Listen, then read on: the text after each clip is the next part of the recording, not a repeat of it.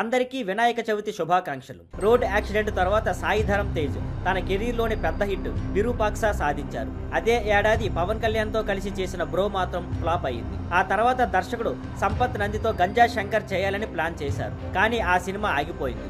అప్పటి నుంచి దాదాపు 2 సంవత్సరాలుగా ఆయన కొత్త సినిమాలు చేయలేదు. చాలా గ్యాప్ తర్వాత తేజ్ తన డ్రీమ్ ప్రాజెక్ట్ సంబరాల ఏటిగొట్టు మొదలుపెట్టారు. కొన్ని నెలల క్రితం టీజర్ రిలీజ్ చేసి దసరా సందర్భంగా సెప్టెంబర్ 25న రిలీజ్ చేస్తామని ప్రకటించారు. కానీ టీజర్ తర్వాత సినిమా గురించి ఎలాంటి అప్డేట్ రాలేదు. ఇప్పటికే సెప్టెంబర్ 25 దగ్గర పడుతుండగా సినిమా ఆ తేదీన రిలీజ్ కాదని కన్ఫర్మ్ అయింది. ఈ చిత్రానికి డెబ్యూ డైరెక్టర్ కేపీ రోహిత్ దర్శకత్వం వహిస్తుండగా హనుమాన్ తో భారీ విజయాన్ని సాధించిన నిరంజన్ రెడ్డి నిర్మిస్తున్నారు. ఇండస్ట్రీలో టాక్ ప్రకారం సినిమా కోసం భారీ బడ్జెట్ పెట్టినా షూట్ మధ్యలోనే ఆ బడ్జెట్ అయిపోయింది. ఇంకా చాలా సీన్లు మిగిలి ఉన్నాయి. ఇదే సమయంలో సినీ వర్కర్స్ స్ట్రైక్ రావడంతో షూటింగ్ ఆలస్యమైంది.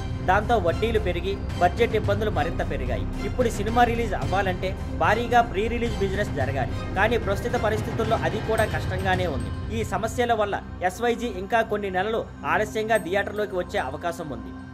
Thank you for watching. Please like, share and subscribe.